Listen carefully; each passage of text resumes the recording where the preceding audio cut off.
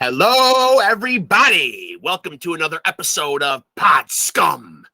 This is the podcast where we dive into the deepest, darkest, murkiest waters with our guests, and we get a plethora of great ones on here.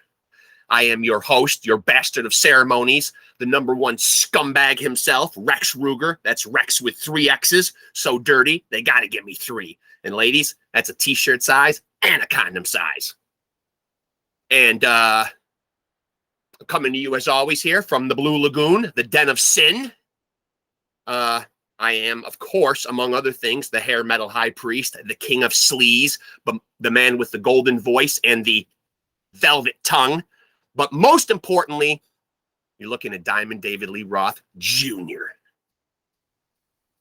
And Dave, if you're out there listening, I just want a relationship. Let's just mend fences. You know it's true. I know it's true.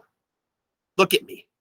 I am the son of glam, the front man for the band. Just smoked a few grams, got 1 million fans, always going out with a bang. Shazam, wop, babaloo, bop, wop, bam, bam, Mr. Wham, bam, thank you, ma'am. Hot damn.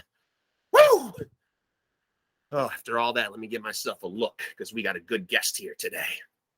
And of course, if you want to look like this and you want the locks that rock, get the product that puts it all together. Aquanet, kids. Oh boy. So as always, got another great one for you here today. One that I'm excited about. So excited I'm going to give myself another look. And then I'm going to bring him in for you. And man, oh man, I'm excited about this one, man. Hi, Mark. Mick, how are you, buddy? Very well, thank you. Can you hear? I can hear you and see you fine, buddy. More importantly, can you see this great head of hair? Oh my God, dude, you look so rocking right now. I want to tell you that I know you've been in the music industry for a long time, and the hard science is not in yet, but I am pretty sure that I'm David Lee Roth Jr. So if you see him in your travels, just tell him to reach out. I'm out here, okay? You know what? You're gonna need to up the energy a little bit, I think, in order to get there. So come on, let's get there. You go.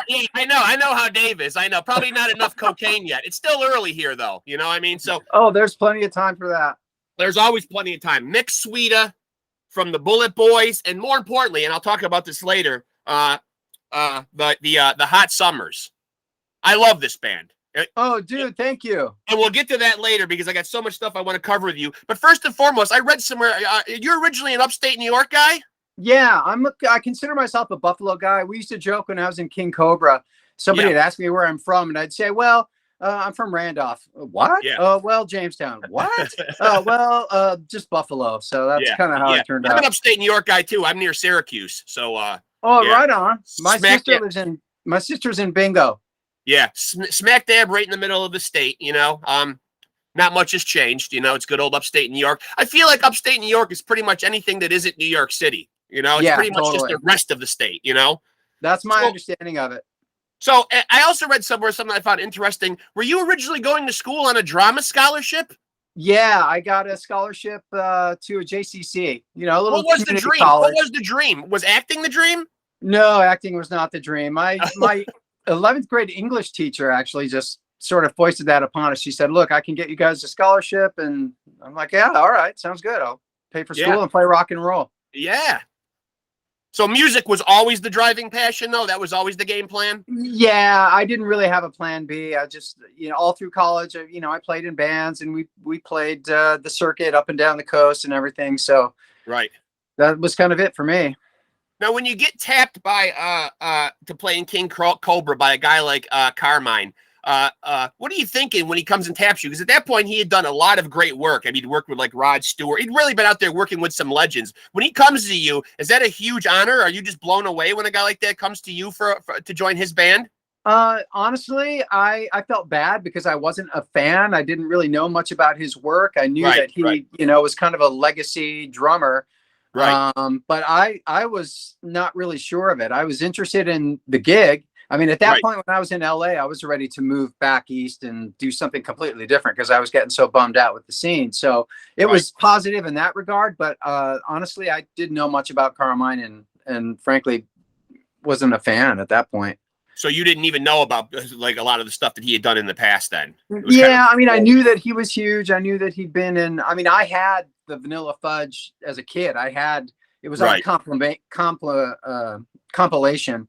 Yep. So I knew of him, but I was more of a Jeff Beck fan, you know, like Right. I almost felt like when Jeff played with them, he was kind of, you know, leaving me behind. So Right. that was weird. Right.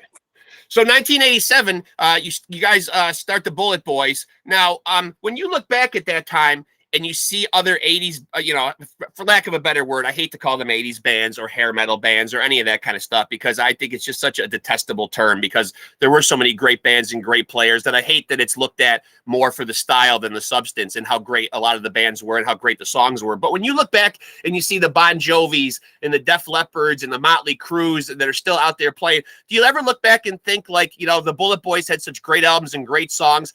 You know, does it ever bug you that you're not mentioned sometimes in that pantheon of great bands that came from that area? I mean, to me, you guys are right there, and I'm sure to a lot of the fans you are. But as far as like the commercial success and things of that nature. Yeah, it's hard not to be disappointed by that. I mean, we had aspirations to be much bigger and much better, and things went sideways for us. You know, I'll be the first one to admit it. We should have done a lot better, and we should have kept it together for longer. But you know, things being what they were, to be honest with you, we sort of got there in spite of some of the things that we had to deal with. So, right, you know, it's kind of a, you know, six of one, half dozen of another. You know, we were happy with what we did, but should have got a lot further. And now you have your own, and obviously I could see a lot of your stuff in the background there. The audience can see a lot of stuff, but you have your own studio, though. Other than just making music for yourself, though, do a lot of other bands or acts come in and utilize your studio? Are you working with a lot of other artists? I haven't done that yet. No, absolutely not. It's hard enough for me to find time to write my own stuff. I'm open to it, and I'm looking forward to working with somebody that I'm passionate about. But at this point, that hasn't really happened. I'm interested because you are such a stalwart in the industry, and you've been around for so long. I just want to get your take on some, like, I got a couple of things written down here that I wanted to ask your take about. How do you feel when you see a lot of these bands, your peers, your contemporaries, bands I mentioned earlier, you know, from back in the heyday, so to speak, that you see out there now at their advanced ages that aren't really delivering the real authentic goods live and faking it with backtracking or anything like that? Do you cut those bands or those acts a pass, or do you think that you would rather see, you know, the actual live experience, you know, warts and all, so to speak? Well, I'm a worse than all guy. I don't, yeah. I mean, our record is kind of layered, and it's very deep. So there are certainly, there's an element of rawness that we're going to bring live. So I don't like wish ill on anybody who, you know, wants to work with tracks. I mean, it's a personal choice, and I think they have to deal with whatever consequences there are. For me, I want to go out there and just do it live and do it raw. And if it doesn't, you know, I make up for it in other ways. I compensate for it, you know. To me, like, I always appreciated Aerosmith and Led Zeppelin and their approach to records versus playing live, where they can embellish and augment and take things in different directions. And you know, we did that a lot in Bulletboys. I was really proud of that. And that's where I expect to go with the Hot Summers. What do you see, or what's your feeling on when you see a lot of these legendary bands? You see it with like LA Guns and Great White are two bands that come to mind. When you see these bands, and obviously I know you've been through it with your own band, Inner Turmoil, when two bands like kind of split and we get two different versions of them, where do you stand on that? Confusing for the fans? I mean, I know sometimes there's issues that you just can't bury the hatchet with, but like, what do you think when you see like two different versions of the same band? Well, again, I don't put a lot of thought into it. I think as long as people are coming to see them and people enjoy one or the other, I think it's great. You know, I think it's all about the fans, as far as I'm concerned. And if they're interested in going to see, you know, Bulletboys with one guy in the band, then great. Best of luck to you, you know, and enjoy. You know, I have a certain let's just say it's not me. Like I'd rather not be a part of something like that. Yeah. I know we did Lies, Deceit, and Treachery. So, you know, even though I say that, I've sort of been there. Right. But, you know, in terms of taking the name and running with it while somebody else is doing the same thing, I don't know. I'm over it. Let's say it. Let's put it that way. Yeah. Yeah. Now back in 2007, and I wasn't able to find it in my exploration of the internet, so I can't comment too much on the content of it. But I read somewhere in 2007 that you did a album called "Songs in the Key of Cool" that was for kids and parents alike. What was the motivation for doing something like that? Well, the motivation was really my son.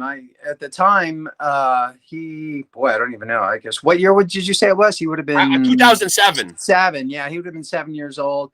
And we just felt like in listening to the kids' music at the time that it was all sort of fairy tale and kind of not really up to where our son was at that time. So that was part of the motivation. The other motivation was I just got some new equipment in my studio and I was kind of learning my way around it all.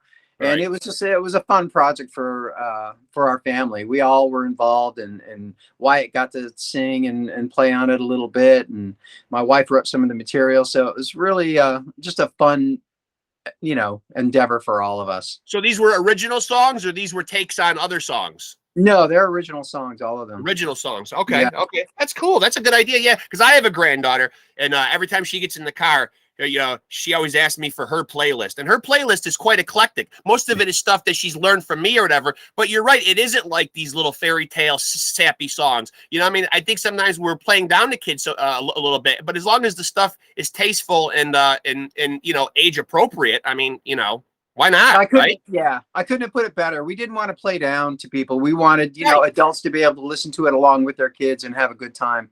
Right. Now, I do see a lot of people, and of course, you come from that era when MTV was playing videos, and videos certainly did a lot for people's career back then. But there are still a lot of bands still putting out videos, and you guys made a couple, I think, for some of the hot summer stuff. Where does a video still rank as far as importance in getting an act's name out there? I mean, I know people find them on YouTube. Do you think it still like raises your exposure, and it's still a good form of advertising in today's music land? Yeah, I think it does, and I think in some cases it's vital. I think it's you know, is as important as it always has been, and like even with Bulletboys back then, our record was dead in the water when it came out, and it was the video that resuscitated it and made it come alive. So I think that's still possible today, and you know, certainly we've got some videos in the works as well. So yeah. You know, it's different now, though. I mean, obviously, I don't think people are spending $350,000 to make a video. Right. So, yeah. You know, that's part of the benefit. I mean, it's a little more homegrown.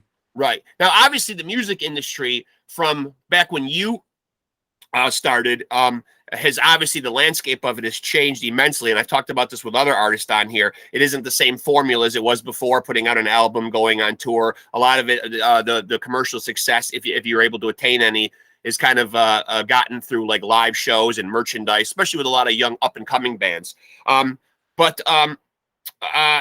What's your take on how to release music nowadays? Obviously, there's lots of music platforms. People are putting out singles. They're going the EP route. Do you still like a full length album? Yeah, that's what we released, full length record. We talked about doing something shorter or just, you know, releasing singles as they come. But part of what the Hot Summers is about is a retro feel and going back to the days when you could sit and listen to a record all the way through and look at the liner notes and, you know, have the gatefold and all that. And some of that might be coming in the future for us, but we just wanted that experience of having a full record and listening to it all the way through as an entire piece, as opposed to singles coming out all the time. Yeah. I love that too.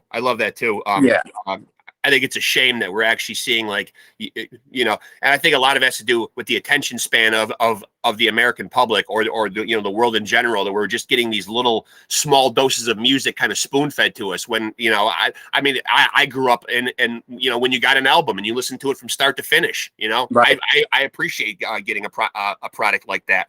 And that's the challenge. We accepted that challenge and so far I think it's been a very positive response. Oh yeah, definitely.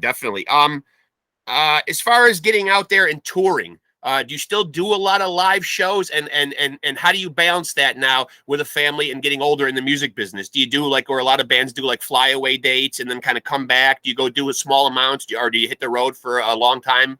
Yeah, well, that will be the plan. Actually, the record sort of, we jumped the gun a little bit with it because we didn't really have all of that in place when the record came out. So maybe we did a little backwards here. So the record's out, and now we have to sort of put in place the tour and the band and getting all that together, which we're in the process of. We're playing actually next Sunday at in Tennessee at an event called Monsters on the Mountain, and that will be our debut. So we're really looking forward to that. Okay, so let me ask you, because I do want to get to the hot summer stuff, and I wasn't going to go there just yet. But since you brought it up, I noticed that in all the press and all of like the musical credits and stuff, it's listing you and Shane. But will you go out there with a fully realized band though, and you have other players playing with you, or will it just be you and Shane? No, it'll be a 4-piece band. We have Brian Kimes playing bass with us and Dylan Soto playing drums. And you know, it's the rehearsals sound great, so we're looking forward to getting out and playing as a 4-piece. Okay, great. When you left the Bulletboys in 1993, I believe was when you left. What was the effect at the time on the band, or was it not an effect at all on what grunge was doing at the time? How did grunge affect you guys? Because in the 93 when you left was kind of right in the thick of when grunge was really blowing up. I mean, did that really kind of put a damper on the party, so to speak, like with the bands that were there in the 80s? Yeah, the swing in taste was very, very evident at the time. Yeah, it sure was. It was, you know, the writing was very clearly on the wall for us, and I think the option, there was no option for me to start changing the direction of our material or start altering the way we wrote and how things sounded. So yeah, at that point it was very clear that it was time to move on for me, and what I wanted to do at the time was to go in a more ambient, almost acoustic direction and just experiment with that. But that lasted all of about a year, and then I had started another heavy band. So talk to me a little bit now because I'm head over heels over this Hot Summers album. I really love it, and as you mentioned earlier, I love the fact that it does take me back like the 70s and the 80s when the music just seems, you know, the songs are well crafted and great songs, but they do take me back to when the music was just a little more fun, when you could just crank a song and just drive down the road and not really have to overthink a lot. You know what I mean? Just kind of reminded me of stuff that, you know, from back in the days, like good anthemic rock, like in the vein of like a Journey or something like that. You know what I mean? Bands along that line. When you guys went in to create this stuff, what was the creative process like? I mean, is it you and Shane bringing equal ideas? Is somebody taking the lead here? Like, what's it like when you guys get together in with the creative process? Well, it was really evenly divided, and that was the impetus for this record, was just to make it fun and take you back to a time when, you know, you could drive down the street with your windows open and the music blasting and really having a carefree and enjoyable life. And that's kind of where we were at. As far as the writing process goes, like I said, it's pretty evenly divided, and it actually got to the point at the end where we just had to draw a line and say, okay, look, we can't get together and just keep writing new songs, otherwise this will never come out. So there was a dividing the line. I think everything, the album opener was the song where we just said, okay, that's it. We have to get this record done. We can't keep writing. We'll save it for the next one. When you look back at this reunion that you just had with the Bulletboys, and it did come to an end here in 2022. And when you go searching on the internet, and of course, you know, you got to believe everything you read on the internet, right? Because it's all gospel. Without a doubt. But many of the quotes or the articles that I've read talked about band toxicity. Is there really that much of a rift between you guys where we're working together is just an impossibility at this point? Yeah, it is. I mean, that unfortunately is what brought the demise to its fruition. And obviously we all knew that there was a shelf life and that it couldn't go on for, you know, for too long. But at the same time, I was really looking forward to getting out and playing and doing some of the dates, a string of shows that we had scheduled and building on that. It looked like something that could have been feasible at the time. But sadly that wasn't the case. And it turned out that, yeah, all the old sort of underlying simmerings, came to the surface again. And yeah. Everything everybody expected, just in a shorter time frame, unfortunately. Is the animosity deep rooted to the point where you guys can't be social or speak at all? Has there been that big of a rift, or did things end at least amicably enough? Yeah, I'm not sure there was much in the way of amicability. So yeah, we really aren't in touch, and it's probably best that everybody goes their separate ways and does what they do. But is it good when you're a band and you have that kind of toxicity? Because a lot of bands will hang on too long.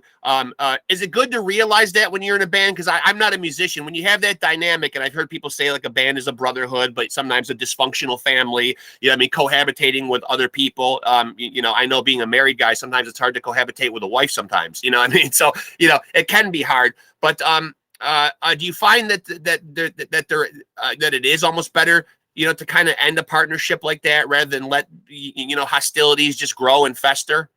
Oh yeah, definitely, after a certain amount of time. But like in the beginning, some of that vitriol sort of contributes to what you're doing. And that was the case with Bulletboys. I mean, there were plenty of times when I could have just said, you know what, I'm not dealing with this anymore. This is ridiculous. I am beyond all of this.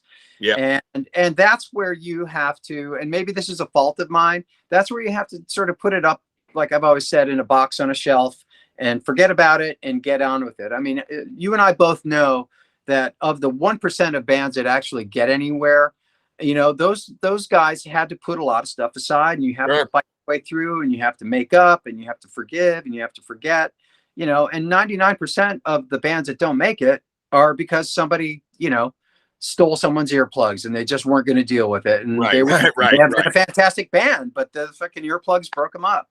Right. And so, I was bound and determined and put in a lot of hard work, and I didn't want it to go to waste. And so a lot of that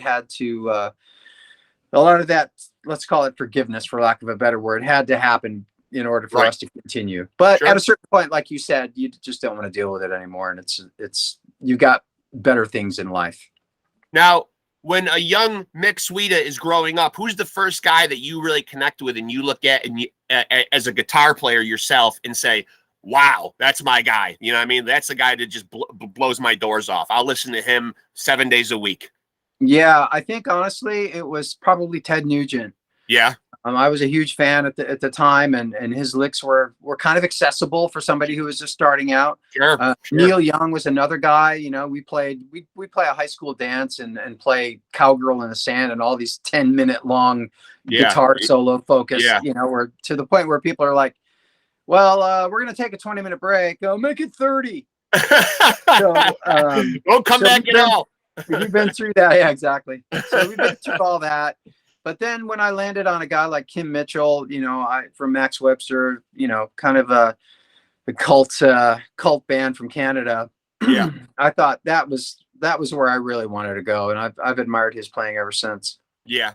Now, where do you find a guy, had you been friends with Shane for a long time? Fantastic rock voice, though. He really harkens back to those, like I said earlier, those bands of the 70s and 80s with just a fantastic voice. Is he somebody that you have known for a while? Actually, no. I've known him for a while now, but when we met, it was a result of an ad that Jimmy and I put out, because Jimmy and I were working on original material, and we ultimately had to find a voice for this music that we were creating. And he came in, and he ultimately ended up being a fan of Bulletboys, and he even has pictures of us in an in-store from way back when. Wow, awesome. And it turned out that he's been down the same path that I was, where we really didn't have a plan B, and we were driving in vans from gig to gig and going up and down. Right. In his case, Central America. Okay. Well, when I say Central America, I mean Mid-America. Right, sure. So we had a lot in common, including our love for Cheap Trick and all things power pop. And so it's really easy for us to get together and create. Now you had mentioned, and I'm assuming you were alluding to the Hot Summers, that Jimmy was on board in the initial stages. Why did Jimmy not continue? Oh, I think that he had a different musical direction. He was Okay. nice enough to play drums on a number of the tracks, and so you'll hear his performances on our record.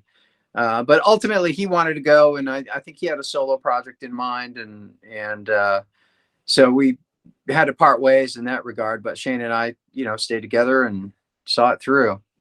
Now, now you talked about the Hot Summers, getting ready to do their live debut. With live music, as I mentioned earlier, being so important and bands really kind of making a lot of their coin off the live experience.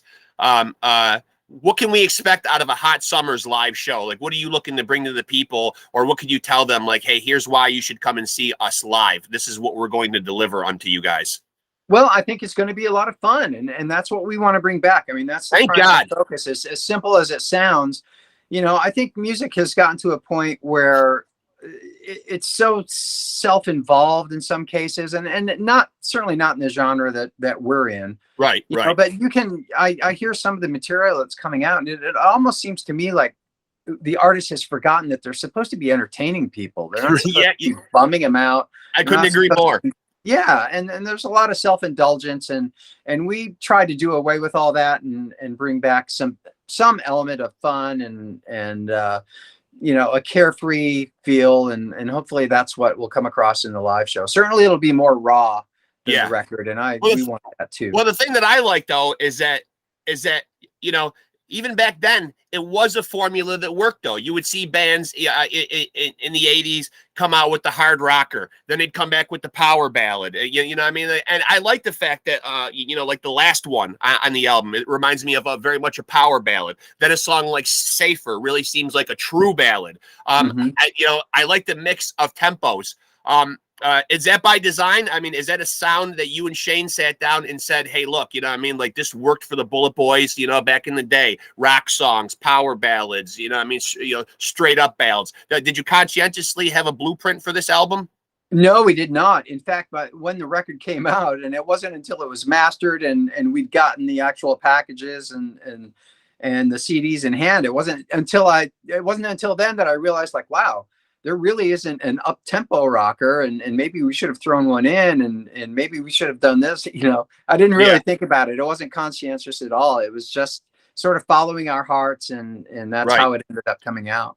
Well, I feel like on this new album, though, like when that, that intro and that guitar riff sets off the album in everything. I mean, you can kind of tell, like right there, like what this album is going to be. I mean, you kind of just jump right into that sound that's very reminiscent of when rock music, as you put it, was fun. I mean, I can hear that. I can hear that in the album.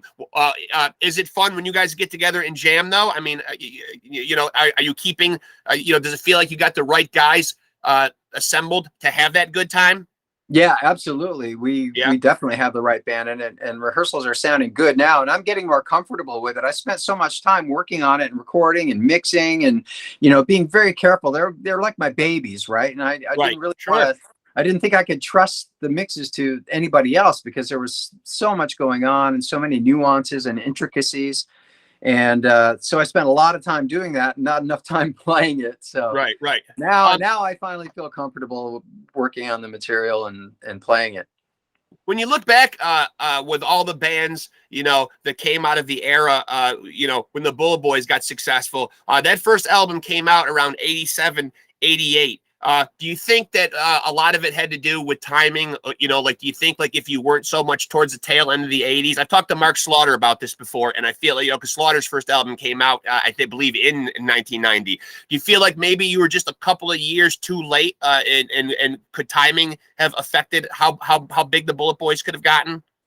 I've heard that, and that's the only instance of acknowledgement that I can admit to. I never thought about it that way. It never occurred to me that we were late or early or that the timing was off. I've just heard other people say that. So, well, I think other people must be true. I don't think other people would have said that if there hadn't been the advent of grunge, though. You know what I mean? Because then I think it would have just been like you're just continuing just to make rock music. I think it took a very specific genre to kind of come along and and kind of like, you know, like almost like wipe the slate clean, so to speak. You know what I mean? It feels like, but then a lot of people look at grunge though, because the songwriting and everything was so much darker and more somber that, you know, it gets blamed a lot. I know I've had Gary, the guitar player from the Screaming Trees. You know what I mean? So they're obviously a big part of that Seattle sound, where it was kind of like, you know, kind of crashing the party, so to speak, you know? Yeah. Well, I remember when I wrote the lyrics to Ode to Joe, which was kind of inspired by Guns N' Roses popularity. And I felt like they were sort of taking an Aerosmith influence and running with it. And it felt to me like people weren't really acknowledging that the influence that Aerosmith had. So the lyrics to that song kind of came from that. So I don't know, if we'd come out earlier, we would have been in the shadow of Guns N' Roses. Who knows what would have happened. You know? So it's hard for me to say. I wish certainly our career would have been extended and we could have achieved, you know, the goals that we set. But obviously playing back in that era though, with a lot of fun music and a lot of fun bands. I mean, who were some of your peers and other bands around that time that you either toured with or forged like friendships with that have remained? Are there guys like from that genre, you know, who you've kept in contact with and remained friends with? Yeah, I mean, I loved that Cinderella Winger tour, as fun as that was, and as long as it was. I haven't really stayed in touch with a lot of those guys. Obviously, I see Kip out, and you know, he's always been fun, and certainly, you know, Fred Coury is someone that I really enjoyed hanging with. But yeah, I'm not really the social guy. I'm the guy in the corner, kind of with people coming up like, "Dude, are you okay?" No, this is my happy place. But yeah, I really enjoyed going out with guys like that, and there were a lot of other bands that we toured with that we certainly had a great time with. Now, when you look at the big plan and for future endeavors, is Hot Summers right now the main focus right now? Do you have other things on your plate, or are you putting a lot of your energy into the Hot Summers right now? Yeah, right now it's all Hot Summers, and we're gonna do what we can to keep this record going and you know, see it to its fruition.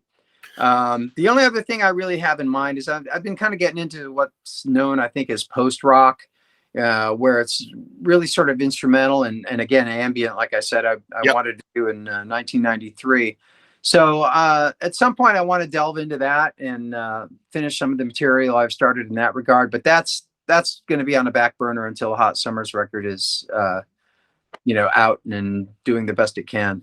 Right. So the Hot Summers name, you know, and it's certainly, when I listen to the album, it certainly fits, because it just feels like, you know, an album you would throw on while you're, you know, and I have done this while you're out in the pool, or you're cooking on the barbecue, or you're having a few beers. And I could see you smiling, because it seems like that's the reaction that you want the album to have. You know what I mean? You want it to be a fun, and I don't want to say frivolous, because the songwriting is good, but you don't want to have it be taken extremely seriously. You want a fun element there. Where does that name come from? Did that just pop in when you're making this music? Let's call it the Hot Summers. Yeah, it just seemed to fit. I can't remember where it came to me or even when, but it's been with us for a while, and I'm just happy that the guys liked it, because it does seem to fit, you know, the idea, not just the music, but the idea that we're trying to get across. And you know, listening to you and the response that I've gotten from other people, it seems to be great. Yeah, it's a great. So with a guy like Shane, I came across a video on YouTube where it was just the two of you guys, and you were both playing acoustic guitars. So Shane, what will his role be in the band? Does he just stick with vocals, or will he also be playing guitar live as well? No, there's only one song he isn't playing on. So he's going to be playing guitar on everything, and or all the material. And that song you're referencing is an old King Kobra song, and that's actually in the set too. Yep. When you look back to that time of the 80s, and obviously, you know, that era was known as, you know, a decade of decadence, a lot of debauchery, a lot of tales of excess in that era. How much of that did you really partake in? Did you really delve into the whole like 80s thing that much? Because I know you did mention earlier that you're more of a quiet kind of sit in the corner guy. Did you get caught up in all those trappings? I mean, I know it's probably hard not to, and nobody would certainly fault anybody, you know, for not being able to go through that area and stay on the straight and narrow. Did that pull you in a lot too? Not really. I wasn't really affected by any, abuse or anything like that of those substances. I certainly was on. I felt like I was a spectator on the Yeah. periphery, even and Yeah. though I partook, just like everybody else. I didn't really fall into the trappings of that. I could walk away from it, and Right, I could just say, stop, that's enough. I'm not doing that anymore. right, And I definitely know people that couldn't stop. So, right. Sure, sure. You're, yeah, and it was sad unfortunately, to watch in some cases. we lost a lot of good people along the way. Yeah, we sure Yeah. did.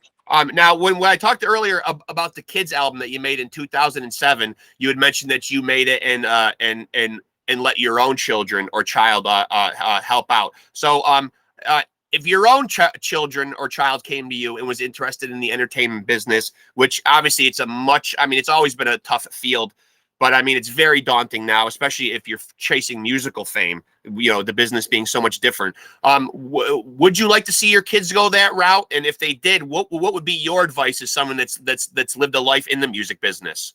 My advice would be to anybody to find your identity and pursue something different, and to not rely on there's so many tribute bands now. It feels like people aren't really pursuing their own thoughts, and they're pursuing their own creative juices. And my son, for example, Wyatt, he works on grooves, and they're it's something that's very different from what I do. Right. But what I try to impress upon him is to just find your niche. Don't be inhibited or rely on what you're hearing. Use it as an influence. Sure. But absolutely. you just follow your own path, and that's the simplest way I can find to say it. Now, with so many of your contemporaries from back in that era, and as I'd mentioned before, Motley Crue and Def Leppard and Poison out on the big, stadium tour right now, do you think we'll ever and obviously hip hop is still really huge right now. A lot of music, it's hard for me to get into as far as like new music. I don't know about you, but I'm kind of stuck in that time warp where I'm not really bowled over by a lot of brand new stuff. It's hard for me to find new bands that I really want to kind of fly the flag for, so to speak. Do you think though that we'll ever see a scene or a resurgence of bands that are kind of reminiscent of that 80s sound?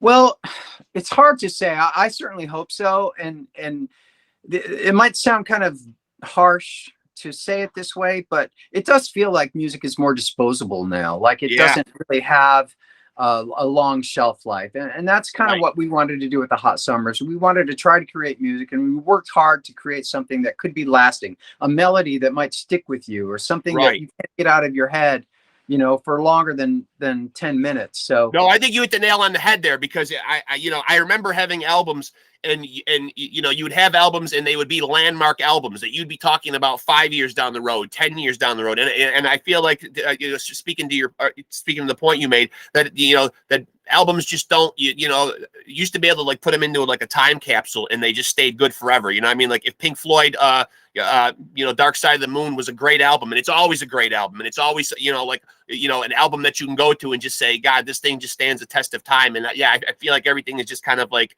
it's either very derivative, it feels like the same thing just being put out, or it just lacks heart and soul. And that's what I'm finding with the Hot Summers album, is that I'm hearing just guys having a good time and hearing a lot of heart and soul in the music.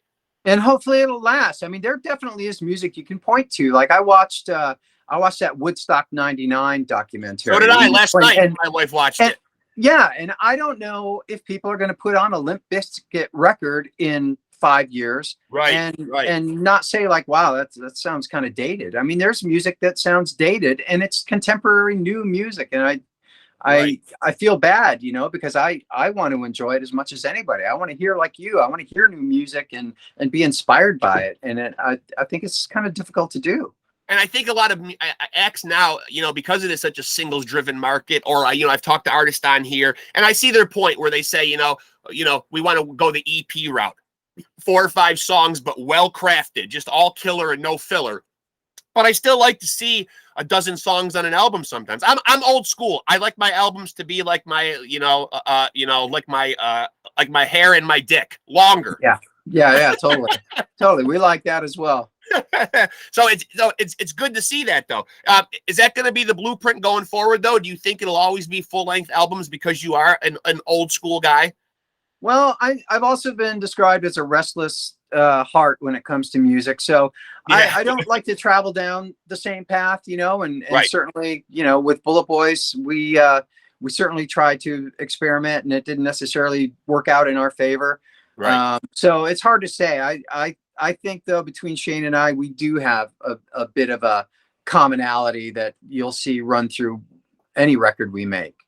Now, did you realize though, like I know you'd mentioned that you knew Shane for a while, but until you started working with him, did you really realize like the depths of his talent and just how great of a pure rock voice he has? And have you known that for a while? And how did you find out that he was so talented? Did you guys just say, let's get together and jam and see what we can come up with? Because you really found what I had to Google him and find out a little bit more about him, but you really seem like you found a real, and I don't want to discredit any other work that he's done before, but it really seems like, not knowing his name, that you really found a diamond in the rough. I mean, you found yourself a great vocalist.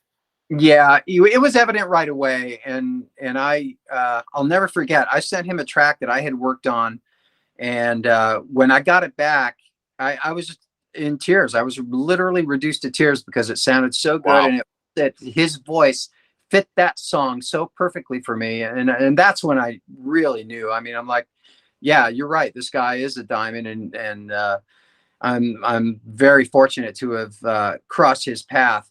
But he, you know, he just continues to impress, and we have so much in common. It's kind of crazy that we found each other, and it's not that easy to do, you know. No, it's not. And to find people that are kicked in and motivated and on the same page musically too, and not, you know, not pulling in a different direction. Now, you know, not to put you on the spot and speak on his behalf, but what was Shane's what was his musical background? You know, like, did you know him from previous work? Had he done anything else that had ever been recorded? No, when he came to that audition, I had never heard of him. I didn't know anything about him, and in the Incredible. in the interim, you know, he was in a band called Best of Seven, which he was really proud of, and he's come really close to getting signed. And in fact, I think he has been signed in the past, but it just never, you know, something never clicked. Like we were talking about earlier, the 99% of bands that just aren't able to keep it together and make it happen, you know. So he's been close, and he certainly has been considered for other gigs. I think he was up for a Skid Row gig at one point. I know he was tagged to be a backup for Vince on this big stadium tour at one point. So from what I see from some of the periphery, from what I see from some of the clips, it looks like Vince could stand to maybe tag out a little bit and tag somebody else in. Oh, you went there. I'm gonna well, no. I mean, I've probably seen Motley Crue probably live more times than any other band that I've seen, and I, you know, I love the Crue, but sometimes though, I mean, you know, speaking of what we spoke about earlier though, in your opinion, and I know you said that you like the live experience to be authentic or whatever, but you know, can people sometimes like stay at the party too long though? I mean, like, do bands sometimes not know like when to hang it up? And I'm not saying that Vince should hang it up, but he's taking a lot of flack here on this tour. He really is, by using the teleprompter and, you know, the backing vocals, and, you know, Tommy Lee, I don't know if you saw the clip the other day, but he got caught, like the song started and he was still talking to his drum tech, so he wasn't behind the kit, you know what I mean? Like, I mean, you know, can bands hang on, you know, too long? We've got Kiss on their big, I don't know how long this farewell tour is going to be, a decade. I don't know. It seems like it's going to be. I mean, do bands hang on too long sometimes? Well, evidently not, because crowds are coming out to see people that you and I would probably both agree should be relaxing, you know, and taking a nap, you know. So I totally get that. And I can honestly say that even prior to, like, back in the day, I was out on the road with a band that, to me, they were mailing it in. And I thought, like, that's offensive to me. I don't appreciate that. You're not doing your audience justice by going up and doing what you're doing right there and then. And granted, you know, they've got fans and they're a big band, and they've got nothing to worry about right now. But, you know, between you and me talking to people, I've seen people mail it in, and I didn't appreciate it. But it's not fair too, because I mean, you know, you're paying a lot more for these tickets than you were 25, 30 years ago as well, though. So people are like really laying a lot out to come and see these shows too. Is that something? But that's the difference between them and like myself. Like Right. that's what they do. That's who they are, and that's what people have come to expect Right. from them. Right. And I just think it's a low bar, you know. But how much does an artist really, you know, because every time somebody, and you might be able to shed some light on this, being somebody that's actually in the music industry, that kind of, you know, that gets a look behind the curtain, so to speak. Well, you know, artists are always coming out and saying, oh, you know, I don't have nothing to do with setting ticket prices. I had no idea they were that high. Are artists really in the loop, or is that stuff all just out of their hands? Are they able to have any control over saying, geez, we don't want our fans paying $500 for a, you know, for a seat, or $1,000 for a, you know, for a front row seat? Do bands have any leverage there? Well, I've been in a position where I've thought that's too much. You know, that price has to go down somehow. Yeah. But have I been able to do anything about it? The answer to that is no. From my position, I haven't really held a position of power. You know, in a lot of cases, I'm happy that we're out and playing. So I can't speak for, you know, the upper echelons of bands that have more control over something like that. And certainly if they do have that kind of control and they don't do something about, you know, the exorbitant ticket prices, yeah, that's something I definitely would have an issue with. But yeah, on my level, I haven't really been able to say, no, man, I'm not playing because the tickets are too much. Now, vinyl has obviously made a big resurgence. Can be a little costly, but obviously I grew up in an era where, you know, I still remember, I'm 49 years old, so I remember the tail end of 8-tracks. Obviously, you know, cassettes were big in my era. I've seen the CD era, the vinyl resurgence. But if vinyl seems like it's kind of like a fad right now, I don't know if it's here to stay. But what are your takes on if vinyl gets eradicated and our phones become our stereos? You know, are we on the verge of seeing the death of a physical product? I think it's very possible. Certainly, we talked about doing a vinyl release, and we would love to do that. Sure. But at this point, it's almost like a novelty. You know, I mean, I just want to be able to see our record with a gatefold and I like that too. Look at it. I love that too. But ultimately, I don't know if the cost versus the amount of people that enjoy that as much as I do is, you know, commensurate. So yeah, I mean, we could ultimately end up seeing the death of it, but there will always be a small cadre of people that like you and I want to hold that record, want to see the CD. I still buy CDs. Me too. You know, I don't download anything for that matter. So my wife will get on my shit and be like, "Why are you buying CDs? We pay for Apple Music." yeah. I don't have that problem, thankfully, but I'm that guy. I buy books. Yeah, I buy me too. CDs and it's just how do you make a weakness? If you were giving advice to a young band, you know, who wanted to attain commercial success, first of all, is it even possible, man? Is there money to be made anymore in the music business? And if there is, how do you make it? Yeah, I don't know. I mean, I keep thinking about that band on that stadium tour, and I can't help but think that I think they're called Classless Act, and I don't really know anything about them. Yeah. But I can't help but think that they're buying on to that show, which you know, because almost like a pay-to-play type deal. Yeah, totally. Yeah, totally. I mean, I don't know. Again, that's just me speculating. Right. But how would a band like that get on that bill without doing that nowadays? So in answer to your question, yeah, it's tough. And I don't know.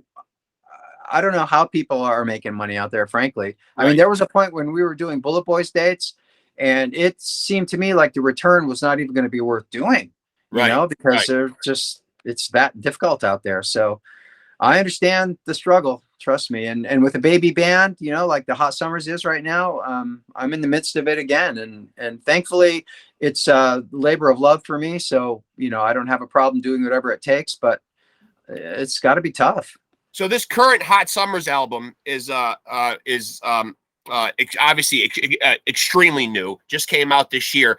So, I mean, you know, asking this question might seem a little premature, but how soon will we see another album? Are you guys right back in and writing again? No, right now, at this point, we're not. We're still sort of recovering from getting it done. Yeah, and we want to see it get some legs, and that's what we're trying to do now. Frankly, the record sort of came out before we had everything sort of set in motion, and we had all the ducks in a row. So we just wanted to wanted it to come out on the first day of summer, and so that kind of overrode everything right now. So we'll try to get some legs under this record and keep it going, and maybe in 2023 we'll start working on some new material and hopefully get another record out. Do you think that Hot Summers is such a beautiful album that children will be conceived to this album? I am certainly hoping so. I would love to see that. You could certainly hear the love in the time and the patience, and you know, just like you said, you could definitely tell that it is a labor of love. When you think about going out and taking the Hot Summers out on tour, you know, if it gets to that point and you go out on a full-fledged tour, are there other acts or bands that you'd be interested in playing with, or have you kicked this idea around? Geez, this would be a great bill if we could play with, you know? Yeah, I certainly have. I'm not going to throw any names out, but I certainly have thought of some great bills, you know, that we could be a part of. So I'm hoping that that'll come to fruition in the near future. Well, looking at a great frontman like Rex Ruger here, is there any chance that my new band, Love Sword, Love Sword, Mick? What do you think? Love Sword. Very 80s. Impressed. Of course, I have nothing going right now outside of just this look and the fact that I have a lot of ego to be a frontman, but that's really all it takes, right? Oh, absolutely. And, you know, the charisma, I think you've got a smidgen of charisma somehow. I've got a smidgen of charisma. Thanks for at least giving me a smidgen. Well, you know, I'm inheriting that from Diamond Dave, obviously. You know what I mean? Yeah. I try to take a little bit of Diamond Dave and the good parts of Mark Torian. Hopefully not the parts that will annoy you, because I don't want to do that. But I may tap you for this project. What do you think? I'm down, brother. Absolutely. Rex Ruger and Mick Sweda. Yeah, you I can't love go it. wrong. We can't go wrong. I'll even audition for you a little bit. You ready? And you tell me what you think of this. Okay. Oh, dude, I know it was good because you crushed the microphone. I crushed the. There you go. I'm blowing up the mic, right? I'm blowing up the mic. I'm telling you, man, I'm really loving this album. I can't thank you enough for spending a little bit of time here with us, man. I absolutely love this album. I'm flying the flag for you guys and telling anybody that'll listen, almost to the point of being annoying, that this is just a really great album. What it does is, you know, for my audience out there, and this is certainly a compliment to you, it takes me back in a time machine. And I love that. It takes me back into a time machine, and I'm glad that I got to audition for you. Actually, you should be auditioning for me and go get one of them damn guitars, because how do I know that I want you in Love Sword, Mick Sweda? How do I know? Well, yeah. I mean, there's certainly no there's no history for you to rely on. So yeah, we'll have to plan that. Yeah. But well, listen, yeah, dude, you're the best, man. I had a great time talking with you, and I appreciate all your kind words. And listen, if you see Diamond Dave in your travels at all, just tell him, look, you've got a son somewhere in upstate New York that is looking for a little bit of that 1984 Panama money. That's all I want. A drop in the bucket, Mick. A drop in the bucket. Well, it would probably take 3 hours for him to, you know, talk about that. So I don't know. I'll have to set up a schedule. So you sound like a guy who's had a few interactions with him then, huh? Oh, yeah. He's a one-timer, that's for sure. He's a beauty.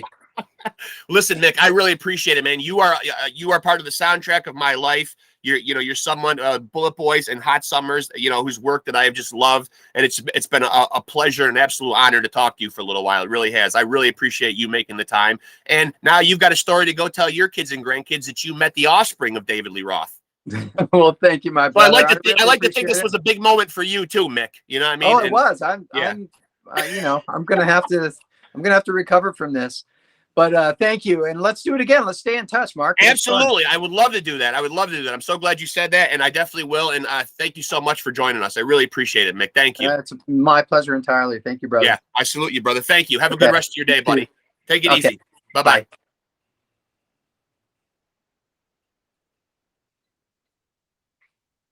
There you have it, folks. A guy that to me is a legend, Mick Sweda. You know what? He should be Mick Sweetheart, because what a great guy. And I invite everybody out there in my Pod Scum audience to go out and check out the Hot Summers. That's the name of the band, the Hot Summers. The last album just came out this year, self-titled, The Hot Summers. If you want to go back to a time when rock and roll was just straight up fucking fun, this is just a fun record, just a record that you can just hang out in the sun and throw a Frisbee around, if people still fucking do that, swim in your pool, barbecue, throw down a few beers or your drink of choice, you know, smoke a joint and just chill out a little bit. That would be my choice. And you know, this is that album, The Hot Summers. That's Mick Sweda. And also go back and check out his work with legendary 80s glam sleaze band, the Bulletboys. Come on, the Bulletboys, one of the greats. Yeah, I invite you guys to go and check out his stuff. And that was a blast. Appreciate talking to him and him being so generous with his time. And I appreciate you guys, my Pod Scum audience out there, for joining us. And until I see you guys again the next time, remember to take it easy and keep it sleazy.